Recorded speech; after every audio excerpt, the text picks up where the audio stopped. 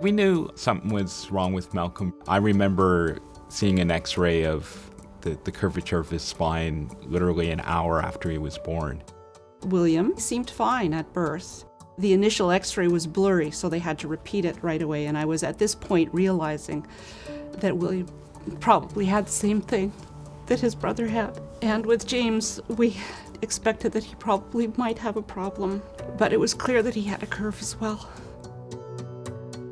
When you looked at Mason, you couldn't tell. He would tweak his neck every so often, and we took him to the walk-in clinic. The doctor there saw that it wasn't just a muscle issue, it was something more than that. Then he determined it was scoliosis. I wanted to find out whether or not Corey had it, so I decided to get an x-ray done, and she had it also. So we've been coming to Children's for probably about 4 or 5 years now.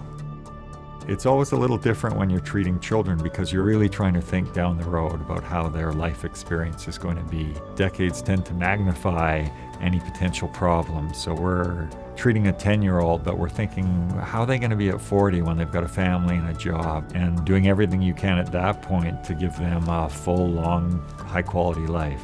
One of the things that we are concerned about and our families are concerned about is radiation dose. All 3 kids spent a lot of time getting x-rays. Malcolm has had more than 120 x-rays in his young life already. He's only 13.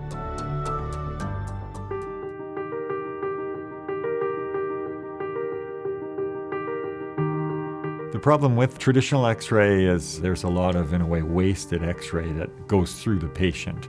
The EOS machine has an advantage over traditional x-rays. It moves the x-ray source and the detector over the patient very quickly, simultaneously. Using this technique may reduce their x-ray exposure down to 1/5 of what they otherwise would have had. It means the world. If we can cut back on the radiation for my kids and for every other child that needs to go through x-rays on a regular basis, and that's great. We're also very excited by the nature of the images that occur and the ability to do 3D images because information is critical. It's a technique that allows us to more accurately measure how we're correcting deformities, the deformities themselves. And it's also the first step in research. When we're looking at an innovative surgical technique, we really need to be able to evaluate the results accurately to demonstrate that it's providing the improvement that we think it will provide. It's about providing doctors with the tools they need to achieve the best outcomes possible. We really want to be keeping pace with technology like this and providing really high quality care. It attracts people to our institution and our province. They all know that I get to use it all first, so that slows them down a little bit though. I'm amazed at the technology, how quickly and how less invasive it is for kids. Considering Mason had growing rods, we had to come in every 6 months for day surgery to get it done, and now after a few years we can do it externally where they just put a magnet over his back and extend it. A couple weeks ago, William and James both went on a 10-kilometer fundraising walk for school. That's true. And both Malcolm and William are into sports. They play badminton, squash, tennis.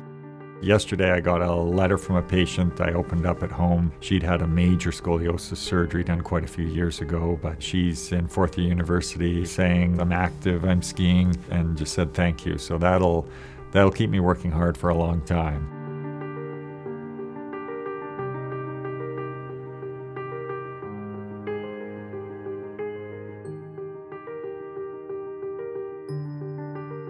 Share our vision. Share our vision. Share our vision. Be a part of improving the care of all of BC's children.